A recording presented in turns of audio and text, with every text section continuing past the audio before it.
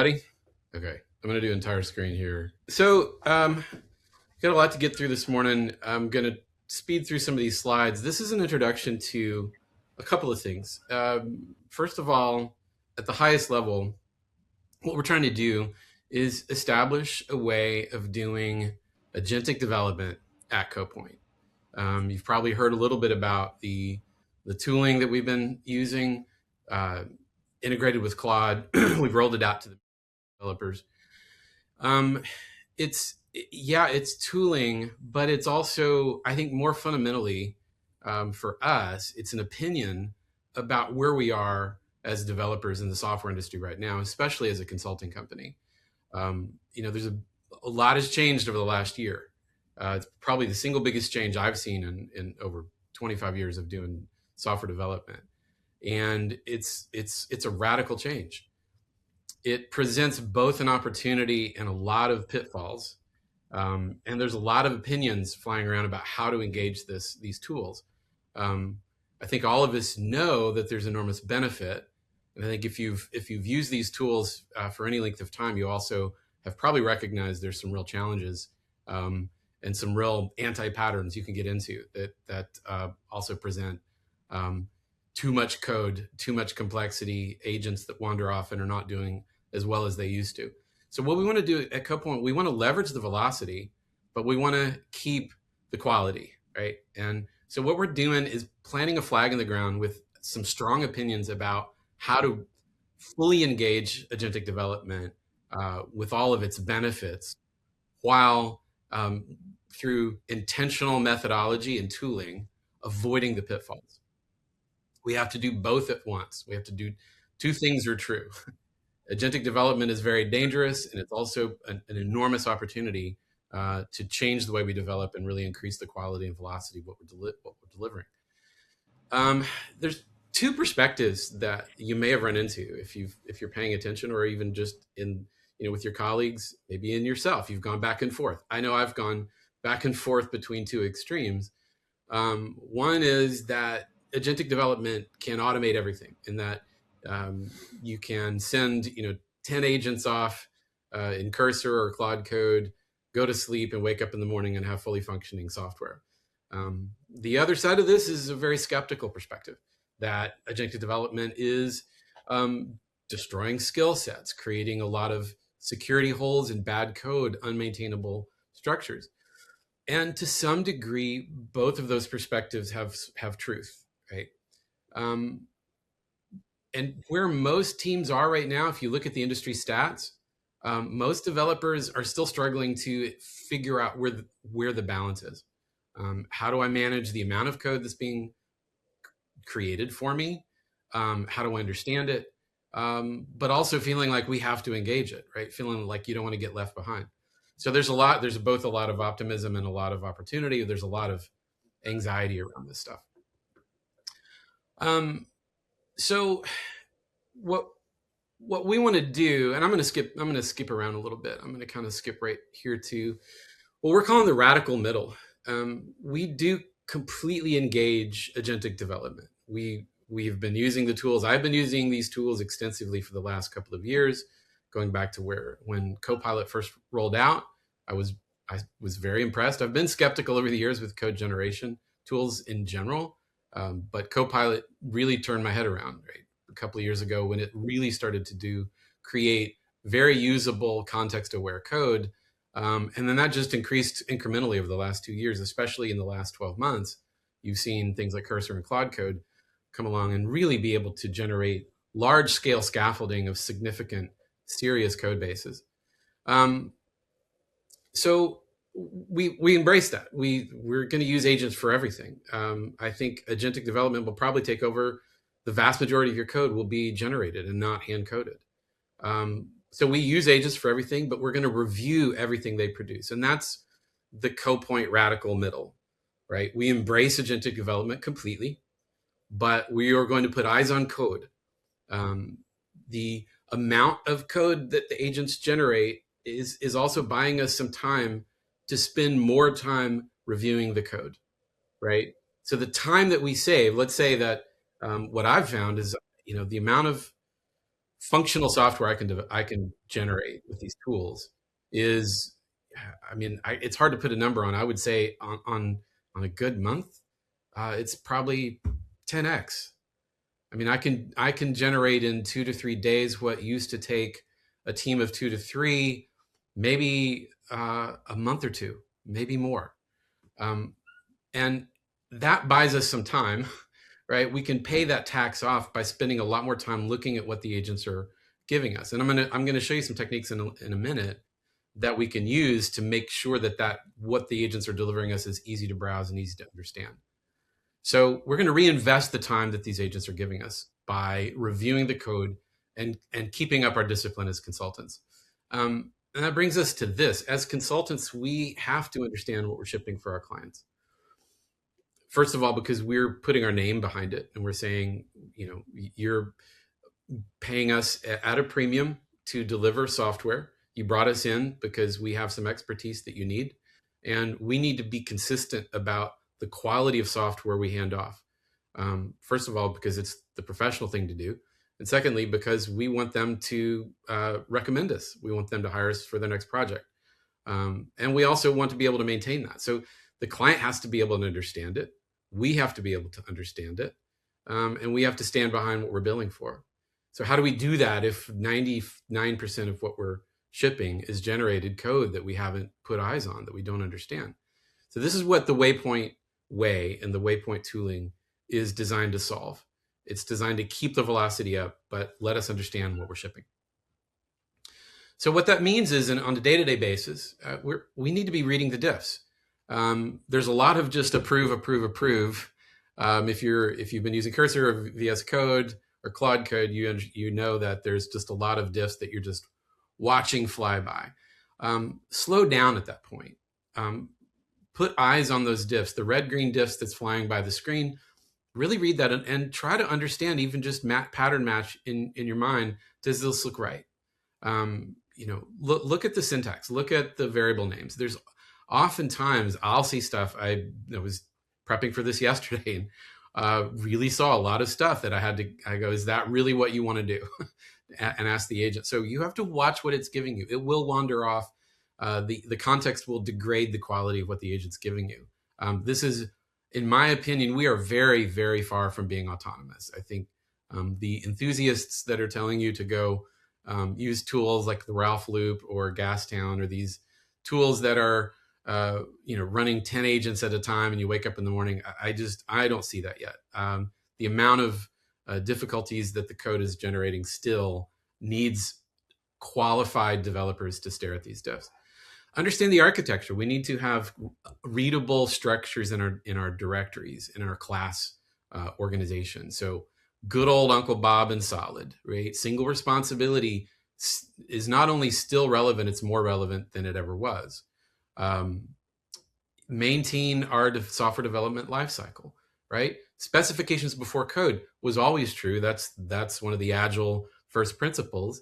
It's more true now. We're going to get to why and how. But I think by the end of this presentation, and I think all of us probably have this intuition, that fundamentals are actually more important now than they've ever been. That in a nutshell, what the WayPoint opinion is that we're going to double down on fundamentals. We're going to double down on architecture. We're going to double down on quality of code, solid single responsibility structure, because that's going to unleash, that's where the real sweet spot is. That's the radical middle, is allowing these agents to give us the velocity that they promise, but keep everything on the rails and understand what we're shipping. So eyes on code, that's kind of going to be hopefully something of a mantra you hear me say a lot. Put your eyes on the code. Spend some time, slow down. Just because it works, just because the tests pass, doesn't mean it's done. If you haven't looked at it, if you don't understand it, if you're not oriented at least in the directory structure and the class cadences and the sequences of calls, you're not ready to ship it yet. Put your eyes on the code, understand what the agent did, scan everything. You'll be amazed at how much you can catch just scanning the shape of codes, right? Things will pop out to you that the agent did. Long switch statements, long methods, big classes. If you're into the 7, 8, 900 line classes, that's a strong signal you need to stare at that class some more. long methods, right? Mountain shapes that extend to the right of your editor. Look for those shapes, right? Even if you're just scanning quickly, it's important to put your eyes on the code. So, and so just to kind of restate, the tools have gotten fast enough that, the discipline of good computer science, good development is no longer as expensive as it used to be. I think we should not think about these tools as necessarily giving us, velocity first, but it's giving us the time back that we want to really look at the code and understand it. So it's very tempting when these agents give you functioning software as quickly as they do to think it's done and to keep going with that velocity.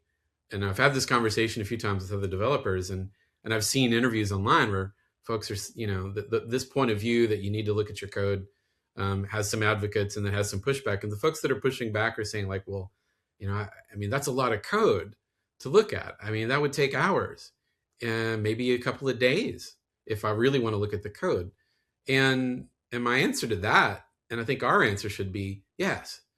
You just gained weeks of time back. The least we can do is put our eyes back on the code and understand what we're shipping. So I think with the amount of velocity we're getting, we certainly have the time. And yes, it will change the cadence of how we develop, right? In the past, when we were typing everything, 2-3 years ago, when the keyboard was the only thing injecting code into the editor, I understood everything because I typed it and because I had to spend the time with thinking about it. Now you're going to have to pay that back. You're going to have to look at what the agent gives you, look at the directory structure and validate it. And that will, I think it decreases anxiety on our part because we know we'll be able to drop into that code and understand, fix bugs, make changes quickly, but also it surfaces use cases that we wouldn't understand otherwise. If you're understanding drifts from what the agent's giving you, you're also not going to understand what you're giving the customer and the use cases that might pop out of those conversations. A lot of what was beneficial about hand coding this stuff was a deep immersion in the problem space for the customer. We're losing that as well, not just code quality, but understanding of the problem we're solving. So one of the ways we want to accelerate this and really structure how we're delivering software is planting a flag in the ground with architecture. And architecture, when I say architecture in this context, I mean application architecture. Names like Martin Fowler, Bob Martin, Eric Evans come to mind. A lot of times, one of my favorite prompts that gives me some of the best results I get is to remind the agent that you are Bob Martin, Martin Fowler, and Eric Evans. And that attracts some associations to the agent of some structures and a mindset that really gives high quality code. That's actually baked into some of the prompts in the WayPoint tooling, is to think like Eric Evans, think like Martin Fowler. Sometimes it even does something funny, like I'll ask it if it wants to do that, or is this a good structure? And the agent will say, Martin Fowler strokes his beard. These agents have a sense of humor. So yeah, architecture matters for two reasons. One, it's easier for the agents to understand. Less complexity leads to simplicity and context preservation. The name of the game in, I think, LLMs in general, but especially in agentic coding, is context preservation. Not only the size of the context window, right? Not only the size of the prompt we're giving the agent in terms of the conversation length or the code base size, but the amount of complex ideas we're throwing at the agent at once really dilutes the quality of the answers it can give. The quality of the code dissipates relative to the amount of information we're giving it and the complexity of the information. It's two things. Good architecture gives the agent something simple to work with and something repeatable with repeatable patterns. This is huge. I found this to be one of the big game changers in working with agents, is doubling down on good old solid architecture.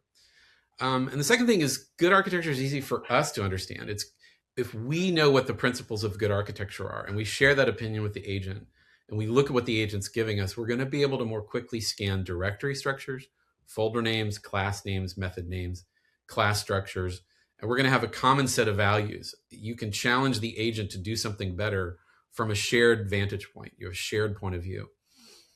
There are enormous amounts of information and examples already in the models. You don't even have to rag things in. You can simply just say, is this good Martin Fowler style? Is this single responsibility? You can invoke good solid principles, and the agent's going to be very, very good. I found once you provoke it to ask those questions, it's very good at refining that.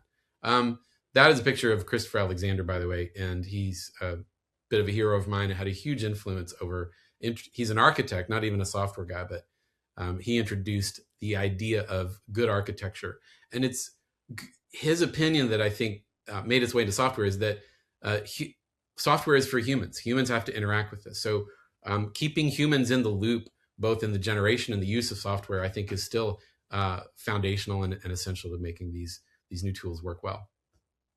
So part of what we're doing is we're doubling down on a particular architecture style called domain-driven design.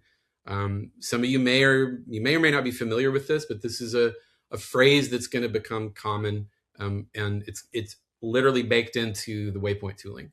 What it is it's both a philosophy of how to move from user requirements to code using a common language. So what Eric Evans did that had a massive influence on the industry, even though I have yet to be on a single project that goes domain-driven design from greenfield to delivery. I have every project I've been on in the last 15 years or so has been massively influenced by some aspect of what Eric Evans wrote. And his approach to architecture provides everything we've been saying: directory structure opinions, class structure opinions, separation of concern opinions. It fits very, very nicely. It is a large-scale application of what you might say is single responsibility. The single responsibility principle is classes and methods should do one thing well, and they should not depend on details in other classes to the extent they can. Domain-driven design is the sort of the Cadillac of architectures. It's the most fine-grained. It's the most well-established. There's different variations on this, and there's some are simpler than others. But the reason we like DDD is that it's been around a long time, right? That means there's an enormous amount of secondary literature, blog posts, videos for the model to be trained on. When you just simply drop DDD, you can even just go, is this good DDD? The agent immediately knows what you're talking about because the model has already been trained on nearly a quarter century of thinking and talking, and code bases. Code examples are everywhere.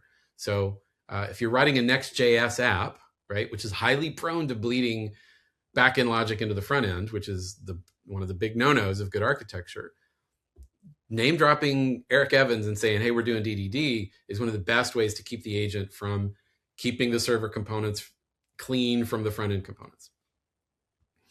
Okay, so where this idea of moving from client request to use case into the domain is baked into the domain-driven design. And this works really, really well in a consulting environment where we're gathering requirements from the client, and we need to collapse the distance between what the client says their problem is and how the code expresses that problem. This is the entire point of domain-driven design. So it works very well in a consulting environment.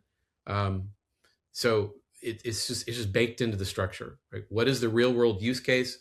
You end up with classes that are very verb oriented towards what the client said they wanted to do. This is worth a whole presentation on its own to dive into domain-driven design. But I'll give you a quick overview here. Yes, agents already know DDD. We'll skip past that. I've already kind of touched this, but here's the key idea behind DDD, just at a high level. And again, in order to internalize this stuff, it's going to take a little bit of effort, right? There's a lot of layers to this. There's a lot of nuance to it, but we're all basically familiar with the high level structural philosophy of domain-driven design, which is the presentation layer, which is where let's say the controller actions and the view rendering happens, right? When a user pushes a button, that's the presentation layer. Hands off to the application layer. The application layer orchestrates the business logic domain objects, and keeps the nice thing about the application layer is it keeps the domain objects from getting coupled to one another, which limits side effects massively. I think this layer is enormously important. It's one of the thinnest layers, but it's one of the most important because it keeps technical debt from accruing the way it tends to do with tight coupling. Domain layer is where the heart of the application is. These are all the business rules of the application. And this is what interacts with the infrastructure layer, which is basically the database, right? Postgres, MySQL, whatever your persistence layer is, you want to keep that decoupled from the domain. A lot more to DDD than that, but that's it at a high level. And these are the kind of things that the agent is going to, these are the separations that the agent's going to start creating from the beginning using this opinion that's baked into the tooling. Again, the shared language between the agent and your colleagues, right? Someone else can drop into the code base. And because we have this shared philosophy, even if it wasn't the best philosophy, it's a shared one. We have a common language. So when I look at a code base that I wasn't involved with, a project I wasn't involved with, that I didn't, haven't spent the last 2 months looking at, but I need to drop into it. It's probably, if we're using these tools consistently, we're using the shared language, I'm probably going to get oriented pretty quickly. I'm probably going to see similar names. I'm going to be able to see where the directory structure, where the use cases are, where the repository is, what the entities are. And that's a huge benefit. Setting agentic coding aside, having a shared architectural approach lets us communicate with each other much better. All right, we're running a little on time. Architecture is contract. That's kind of the idea is between the agents, yourself, and your colleagues. Architecture is a shared language across the organization, right? So again, doubling down on this opinion and bringing us, the point of this is not to dictate how you code or remove the developer's freedom to approach a problem with creativity and their own skill.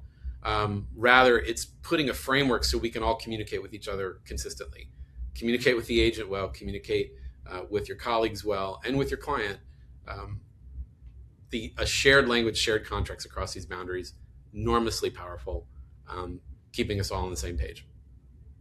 So let's move into WayPoint. What is WayPoint? Well, I've given you the philosophy. The tooling is two things. It's a CLI, and it's a web platform. The CLI is installed with an NPM package, and if you've used some of these other tools like Agent OS, SpecKit, BMAT is another one that I've been a big fan of. We've borrowed a lot of concepts from these, especially SpecKit and BMAT, and then we've kind of synthesized them into our own opinion. It's a little more, like I said, opinionated. It gives you a little more of a golden path to follow. And it synthesizes SpecKit's idea of a series of actions to take that have kind of decreasing scope towards code, from architecture, from design to delivery, and personas that are experts in doing particular layers of that software development lifecycle, right? And why this is helpful is this, again, preserves context. Agents are much more effective if you give them one expertise and one task to do. What I've found, and I think where the industry is at, the studies are in on this, keeping things simple and focused gives you the best output. So the first thing it does, so we have a constitution. I'm going to hop over here real quick to the WayPoint web. And so this is the back end of the WayPoint tooling. This is the WayPoint web. And all of this is defined on the web. So when you install the CLI, we're going to see this in a second, it's going to pull down personas, phases, and it's going to build a constitution based on your particular problem space using some standards. You can see domain-driven design is described in the tooling. And it's going to have some templates to create specifications. It's going to have some methods to implement. And then at the file system level, when you install and initialize a WayPoint project, it's going to ask you some questions, and then it's going to generate some files that and we're using Claude Code. Now, this can be used in other contexts, but right now, the CodePoint opinion is that Claude is the premium coding agent. There's some other good models out there. There's some other good IDEs and tools out there. Windsurf is fine. Cursor is fine. But right now, comparing notes and seeing what the industry is doing, and in my own personal experience, compare notes with a lot of other developers, the Claude Code loop is the most careful. It's the most disciplined. It's the most effective. It's not just about the LLM. It's about the software that manages the LLM as well. And so both the Claude API and LLM and the Claude Code loop really fits with our approach here. So what you'll see when you run WayPoint init is that it's going to put some commands into your Claude Code environment, and we'll see how that manifests in just a second. And it's going to create a constitution, and eventually here you're going to see the agents and a specifications folder that it responds to some of the phases that we invoke, like specify and architect and so forth. So we're going to see that in just a second. Okay, so yeah, here's the agents. You got an analyst, is an expert in requirements gathering. You're going to see a lot of typical Agile language from these agents. We've baked very traditional Agile principles into these agents' personalities. So you've got an analyst, you've got a project manager, an architect, Scrum Master, developer, QA. All of these personalities can be invoked at any given point by one of the actions. We're going to see this in a second. And the workflow itself is driven by particular actions: discover, specify, architect, plan, implement, and review. And that is at a high level, that's the flow.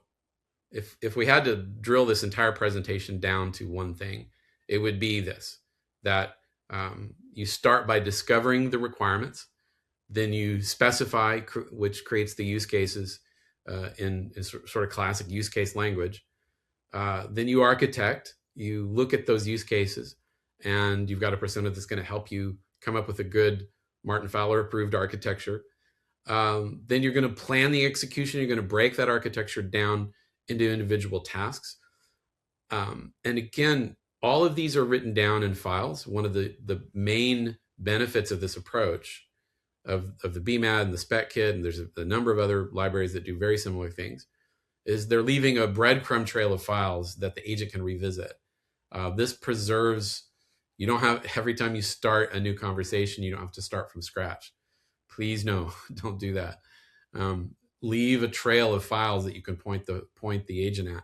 And the way we're leaving these files, Claude knows to go get these files. It knows to refresh its memory. Then you move to implementation, and it's just going to pick off the plan, which is broken down into tasks. And the implementation is where the coding gets done. And then you have a QA agent and a review phase that can go back and evaluate what the agent actually did during the implementation phase against what we said we wanted to do. I've found this cadence to be enormously effective. It really keeps the agent on a very happy path, and it keeps me on a very happy path. So, all right. Yeah, so here's the actions broken down, and let's just drop into a demo real quick. I've got a demo repository queued up here, and all it has right now is something that looks like a Fireflies transcript of a client interview and some client data that is just some looks like a simple product catalog from a coffee roaster. And so what this looks like, let's say that we were interviewing, you have a small consulting shop, and or maybe you're just an independent developer and your friend has a coffee shop and needs help with some custom software that they want to be able to keep track of their inventory better. So you have a long conversation it's an open-ended conversation about the problems they have. So this transcript kind of follows a typical cadence that, a client interview would have. It exposes the tension they're having with their own software and this big Excel spreadsheet that they don't like managing anymore. They need something simple, and nothing on the market is satisfying what they're looking for. So the first thing we're going to do is, let's go to this guy. So we have just a bare repository and a client interview. The first thing we're going to do is we're going to initialize after we've installed and Justin's going to show you in a minute how this is already installed in the dev containers. So we're just going to do WayPoint init. And WayPoint's going to find, it's going to try to infer a lot of the defaults. It's going to find that it's already called WayPoint demo. We're going to say it's a greenfield application. We're going to give it a team size. We're going to pick a language because that will preload the agents with some examples of the type of code we want to generate. So we're going to tell it what kind of language to work with. We're going to write an Next.js app. And for now, we're just going to say no RM. No authentication right now. We may come back to that when these are decisions we can defer for later. And the top choice, as we said, is domain-driven design. There's a couple of other more simplified for very simple applications. You might choose one of the simpler versions of architecture. There are compressed versions of the highest level one, which is domain-driven design. We're going to do DDD for now. And we're going to pick some testing frameworks and linting frameworks. No end-to-end right now, but if we did pick that, you have your choice between Cypress and Playwright. Right now, we prefer Playwright. So what we would do here is we would say WayPoint discover, and it would go in and find it. Discover is just going to scan the entire directory, and it's going to find the documents that are there. It's really open. Like if you have a screenshot of software, if you have client transcript, if you have existing use cases, it's really good in the discover phase at kind of triangulating what the problem space is and coming up with use cases. And then it's going to suggest the next step. So again, going back to once we do the discover phase, it's going to create an initial manifest of here's the problem, here's what the client said they wanted to solve, and here's the next step. So the next step would be specify. So we would go in here and say WayPoint specify, and it's going to go through and create the use cases based on the discovery. And that is going to write some things down. And if you want to see what that looks like at the code level, let's look at this real quick.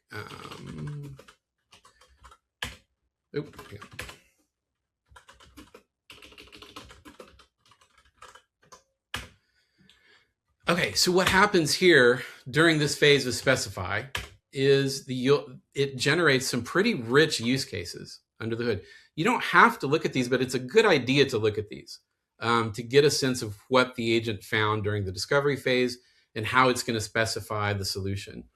And this is the heart of specification-driven development.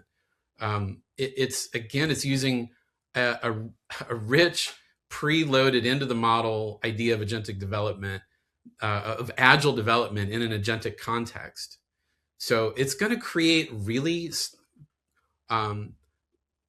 well-defined, fine-grained use cases that the agent's going to be very good at inferring architecture design. As long as you follow this cadence, you move from discovery to specify to architect. This really is the key to keeping the agent moving at a coarse-grained to more fine-grained level. As I've introduced even non-technical folks to this technique, it's, I don't like the vibe coding. We don't do vibe coding here, but if you don't have to be super technical to write simple software in an effective way, if you stick to this path, the agents can stay on a really effective path and get to high quality software.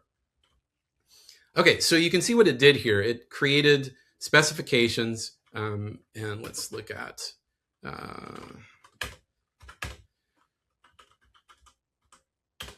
so architect is first.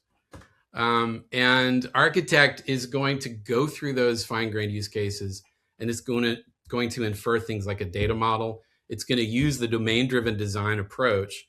And this is the key, right? This is where the glue of domain-driven design comes into play, because we've defined the use cases, and use cases in domain-driven design is a first-class concept that actually expresses itself in class names and boundary, the boundaries and structures of domain-driven design start with the idea of a use case.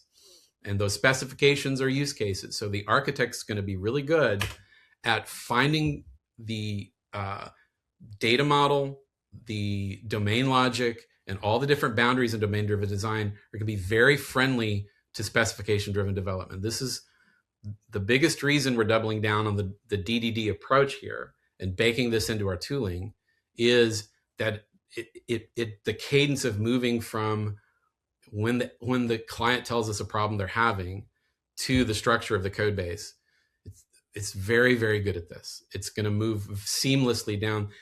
You're not going to have to think super hard about where to put a class, how to organize your directories, how these classes talk to each other. You're simply going to be guiding the agent down from use case to implementation. Okay, and then once you're done with the architecture, once you're done with the architecture, you'll move into the plan phase, right? And what the plan phase does is it takes that architecture and breaks it down into individual tasks, right? And if we go back here to, behind the scenes, it's going to go through the specs and the architecture that it wrote down, and it's going to create different tasks. And this is really where the agent can stay on track, right? It doesn't have to know the entire history of our architecture specification conversation. All it needs to know is it's doing this one task, right? And this keeps the agent, this preserves the context it has to have at the moment. The only thing you need at the time where you move an implementation for the agent to be effective is to know what the task at hand is. It doesn't have to keep the architecture in view because it's already implied by where the task came from. And so when those tasks are laid out, you move into implement. And implement says, okay, go pick task number one. And it's basically going to use those files as a to-do list. And so it's going to look at the manifest. It has this central manifest file that's got all the pointers to the architecture files, pointers to specification files, and pointers to the task files. And that's how it's always going to refer back. And you can see this one is telling me I need to know what to implement. I haven't put any, all the tasks are actually done at the moment. And it keeps a to-do list in that manifest. This is how it stays on task, right? It knows what it's already done. It knows what we've implemented, and it's knows how to pull off the next job to do. Okay, and then when you're done with that, you can review, and that is just a matter of saying waypoint.review. And this will pull up the QA persona, and it's going to review the code against the tasks, against the architecture, against the specs, against the discovery documents. And this phase is actually super important because it's going to catch any drift from the top down. It's going to adopt more of a top level user perspective and look at the original conversation, look at the specifications, and then it's going to look at the code. And this phase actually exposes a lot of stuff. Even with all this discipline, the agent can drift in certain ways. There can be certain inconsistencies in the way it designed the domain model. Redundancies are a big problem, right? Because it will implement the same thing. So you'll find a lot of opportunities to dry code up and remove repeated code. So this phase is super important. Okay, I am going to pause right here. Any questions at this point? I know we've ripped through a lot. We've got about 15 more minutes, and I want to leave some time for questions too. But I'm going to pause right here and see if there's any clarifications needed.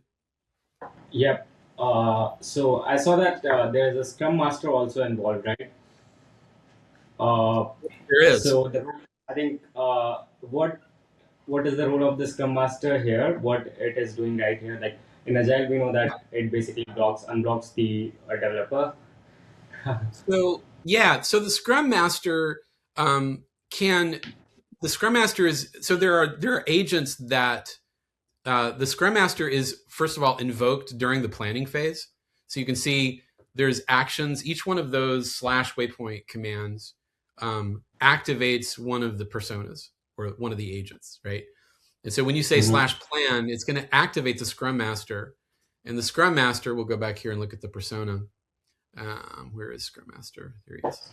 So the Scrum Master, if we can look at the full prompt here, the Scrum Master's expertise is in breaking down specifications into deliverable tasks. So this would be behind the scenes, the agent is looking at what the user asked for and what we decided the specifications were.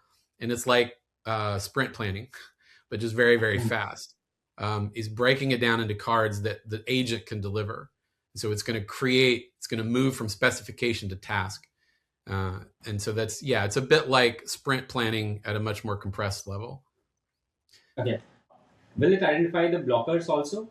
Any Yes. possible blockers Yeah. that occur? So, and at any point, in this process, right, during the workflow, you can hop into and you can activate any one of these personas, and you can stop and identify, like, if you, and this is why we have to stay human in the loop on this stuff. This is the Mhm. prescribed path, but it's not Mhm. the same path every time. Like, this is the ideal path, but a lot of times you're gonna slip back and forth. You may look at the architecture and go, you know what, we missed something. Mhm. And you really got to follow your best instincts. If you feel like the agent didn't really get something right, or there's gaps or blockers, you can use the agent to help you find those, right? Yeah. The agent will get you in trouble, but the agent can get you out of trouble if you know how to ask the right questions. And if you follow your best instincts as a developer, stop. And you can always, and I'll show you, you can activate an agent here at any point. Um, So all of these agents can be activated. They're activated by, if you do waypoint colon here, you'll see all the agent personas pop up. They're available. And some of them aren't even, some of them are like brainstorm. Maybe during this is a good, Justin Finch loves this, and I do too. And this is one of the reasons we brought the brainstorm command into it. It's not part of the initial path, but it can be a really good, um, in the discovery phase or even during the client interview, you can Mhm. start brainstorming about the problem space. But like, let's say that you think there's some gaps or blockers, you could bring the Scrum Master in, activate the Scrum Master, and say, are there any gaps or blockers we haven't identified? And so now the persona is activated, and personas are really important because it gives the agent context for your question. This is why I like to activate personas based on the kind of problem I'm solving. If I'm solving a problem of just scanning the whole project to look for gaps or blockers, I'm gonna probably look at either the Scrum Master or the product manager persona. If I'm looking for technical gaps, I might activate the architect. That's a real common cadence for me. I'll fall back on the architect a lot once I get into the implementation phase and I'm pretty solid on the specifications. The architect persona is really good at saying, okay, take a look. You can hop in and say, are we doing good DDD? Like, how consistent is the code base right now? Always be willing to stop back, follow your instincts, inspect, challenge what the agent's doing, and tell the agent to inspect itself according to the things we already told it we value. All of these documents we've built gives the agent an anchor. They Agents are notoriously amnesiac. They forget, what you did an hour ago. But with all these documents, you can tell it, hey, remember, go read this architecture document again. Go read the manifest again. How are we doing? You're constantly having to remind this amnesiac agent what we're up to. So even this discipline doesn't save us from that, right? We have to use our best instincts as developers. Um, and the thing I'll tag with here is that using these agents effectively is not, it's a combination of a lot of, you got to put the hours in to know how these agents behave. These tools will help you enormously keep the agents on track and keep yourself on track. But at the end of the day, you got to put the hours in. You'll get a feel for what kind of prompts the agent responds to, the amount of detail you need to feed it, which persona activated at which point is the most effective at that at that Yeah. inflection point. Yeah. Can you cover this whole idea of explaining how the LLMs are structured and Sure. how they actually lose context. Because Yeah. I think even in just using Claude or ChatGPT in general, you can see that more complex prompts, they kind of lose their way. Yeah. Explain mechanically how that happens. Yeah. I love this part. Like, this is, if you understand how models are built, I think one of the traps we fall into as developers is that we're so used to imperative programming being algorithmic. And what I mean is that it does the same thing at the same level of quality for the same kinds of inputs or the same amount of input over and over again. And we're used to software doing that because we know how to build it. That is not how models are built.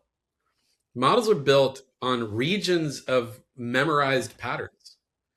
The reason Claude Code is very good at code is that it has enormous amount of information about code. It's got decades of examples of code. And that means you've got a dense region of the model that has lots of patterns to work with, right? And so as we're trying to optimize the output the agent is giving us in that prompt when we're typing things, even just, you notice I said earlier, name dropping Eric Evans. The reason that's really effective is that the name Eric Evans in the context of software attracts associations with lots of examples of code. That's a bright, dense region. If you think of models like you think of the universe full of galaxies, right? Because it's very much, models are very spatial in the way they're structured, mathematically spatial. There's dense regions of the model and there's sparse regions. So you can think of it like there's galaxies of associated meaning, and then there's regions where there's just not a lot of stars, right? That's a decent way to visualize how models actually work. They're not algorithmic. They're very much dependent on what they've seen before and how much of it and how many diverse examples of the problem. It's why it's the magic behind the LLM is its ability to traverse patterns that it's seen before and create new similar patterns and predict what you might be asking for based on the kinds of things that have been said in the past. So you get into dense regions like software where there's just unbelievable amounts of terabytes of code examples and secondary literature and so forth. It's really good at this stuff. This is why Claude Code's so good. You start combining things that maybe it hasn't seen before. If you tried to do every one of these layers all at once, think about it. You're asking the LLM to associate 6 different layers with business specific, client specific rules. Now you're getting into sparse regions of the model. It's not going to magically create associations it's never seen before. It's going to try, but this is where the hallucinations kick in, right? Because it's going to try to get all it's going to do is give you the most probable next token that it thinks it can is based on what it's seen in the past. And if you're giving too much information and too much complexity, you're very likely to be wandering off into sparse regions of the model where you're going to have problems. So this is why this workflow works so well, is that it keeps every type of question we're asking of the agent at every phase of the software development lifecycle focused on a bright, dense region of the model, right? And not trying to combine multiple regions and make it hop across things. You're trying to attract similar concepts for the agent to work with. So, Dave, I think you've got a couple of questions in the chat too. Yeah, go ahead. One was from Rithik that says, for teams, people new to domain-driven development, what is the smallest set of DDD concepts they need to understand to use I am WayPoint? so glad you asked. Let's scroll down here. Right at the highest level, this is domain-driven design in a nutshell. If you've dealt with MVC frameworks in the past, whether it's Ruby on Rails, Django, ASP MVC, there's a fundamental separation of concerns that the view is separated from the business logic, is separated from the persistence, the database. DDD at a basic level introduces a secondary split, right? The application and the domain layer are decoupled. And why that is effective is that the application layer orchestrates, it allows what we would call the models, the entities in the domain layer, to talk to each other without being dependent on each other this is the biggest area of technical debt. And this is where the human mind starts to break down in its ability to relate side effects, and also the agent will. Again, we're trying to keep things simple, even for as brilliant as these things are. Simplicity is best. Simple concepts, straightforward examples. And so having an application layer that says, go get this model, get some data from it, go get this model, get some data from it, do a computation, tell this model to persist the result for it, tell this other model to persist its result. They never talked to each other. They only got orchestrated by this middle layer, this orchestration layer. That avoids huge amounts of technical debt over time. It avoids huge amount of side effects.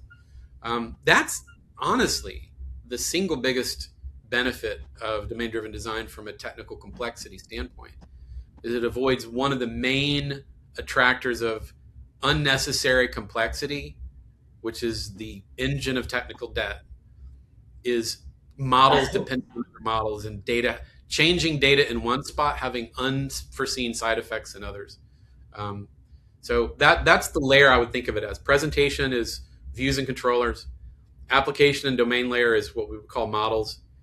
The application layer would be kind of the functions you're tempted to put on a model. The domain layer is just the attributes of that model. And the infrastructure layer is just an abstraction to say, is this MySQL, SQL Server, or Postgres? That's the. And then we've got one more Go ahead. from Gorov. And then Avish has got one. There's a few of them. So Yep. Gorov's question is, what about maintainability, domain boundaries? And then Avish wants to know about the difference between this and BMAD. So maintainability is the name of the game. This is the whole point of domain-driven design, is to keep things maintainable and simple. Always ask the agent to review what you gave it and what it's giving you. Difference between this and BMAD is that it's a synthesis between first of all, spec kit. It's very spec kit influenced in that it has a cadence of particular actions to create specifications and tasks. It's very BMAD influenced in that it has personas you can activate, and it combines those two things. Neither spec kit nor BMAD does that. BMAD has a flow of a kind, but it's not really. It doesn't really prescribe the flow. The spec kit has a flow, but it doesn't really have personas you can activate on the fly. I like both, and I wanted to combine both and refine it to a particular opinionated workflow that works for us. The other aspect of it that neither one of those libraries gives us is a architectural opinion baked in, right? So our personas and commands have a strong opinion about how to structure software. Okay. I have one more question if we have time. Sure. Okay. Do we have an option to create a personal, like custom persona? Like Yes. if I want to create a viewer which can Yes, review the you do. code. Yes. Okay.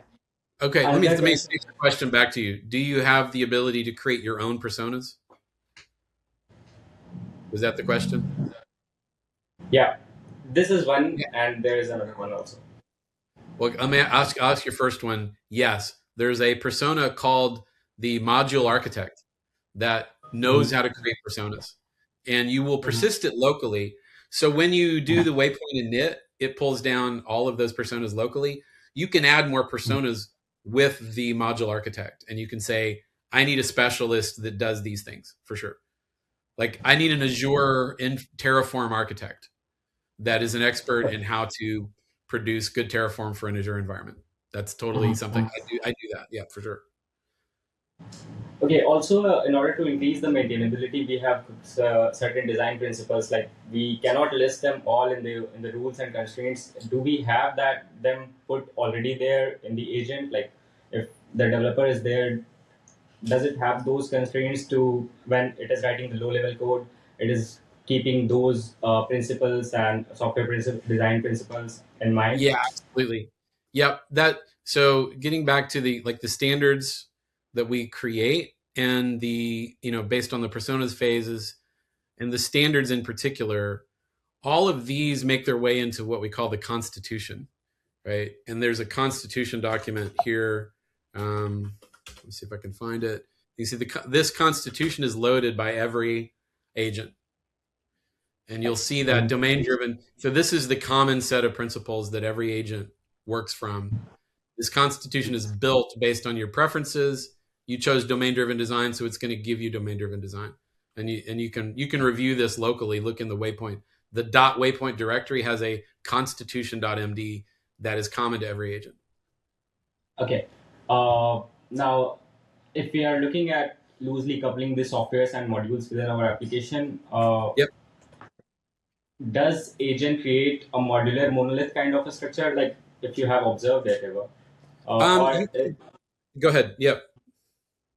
It still creates monolithic architecture only and tightly coupled code. Okay, so it's probably going to default to a monolithic approach, but if you need to split to services, you can you can tell the architect, hey, this is a service architecture. I've done that. You can. It's not going to prevent you from moving away from a monolithic architecture into something more service oriented. You can tell it, hey, update my constitution. Like that's something you can absolutely do. Is say, I can activate the architect and say, update my constitution to, be service oriented, so forth and so on. And it'll do that. And then from that point on, all of your agents will know, hey, I'm using this kind of architecture. You can modify all of these documents on the fly, inspect them, and it helps to iterate and ask the agent, hey, does this look right? Do we have any conflicts in our documentation and the specs or the constitution? That helps a lot, getting a feel for how to iterate if you're changing directions as well. Something we didn't have time to get into today is that there is a memory module in the WayPoint web. It's a graph database that holds architectural decisions, and it's in beta right now, but it is working. It does work right now.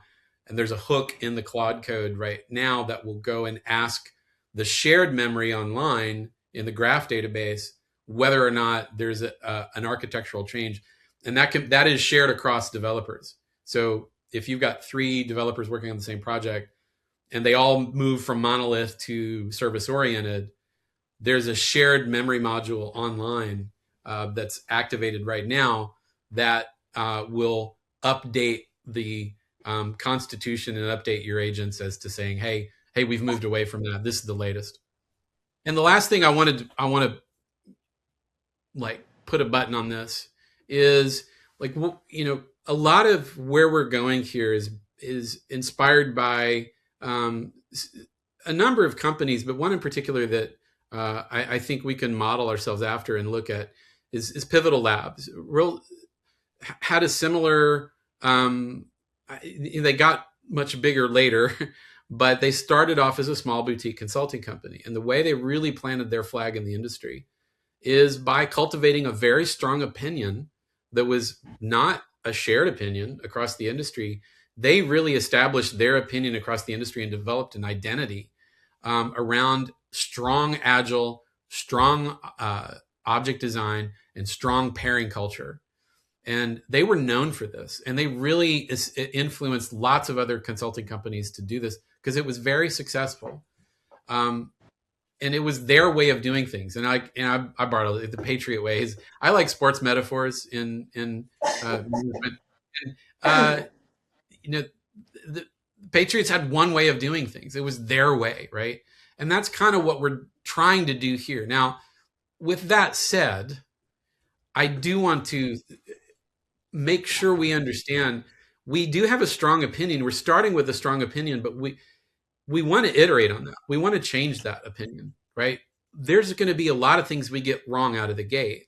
And so we're starting with a foundation, but we're going to build this together. We need your help to shape the way we work. This is something we're going to have to iterate on. Feel free to ask, hey, what if we just do this? Every question is on the table. This is not a finished method. This is a starting place with some strong opinions that gives us a flag in the ground to drive towards, but it will change, and we need to change it. We need to iterate on this. So you can contribute to the code. These are internal code bases. The more you get comfortable with it, the more you kick the tires and like figure out where the edges of this are. If you find bugs, improvements to make, absolutely. The whole point of this is that the company would start building this together. So we want you to challenge what we're doing. Tell us what part is working, what part's not. Not every idea will get incorporated, but like through conversations with each other, we're gonna find like I'm very confident we're going to arrive at a place where we're going to be very effective with these tools, and we're going to be able to be known for that effectiveness. That's the ultimate goal, is to create value for our customers and create repeat business, basically.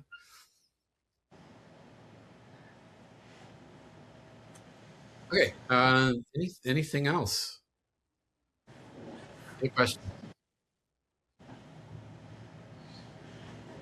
Anything from anyone on this call? No. We good?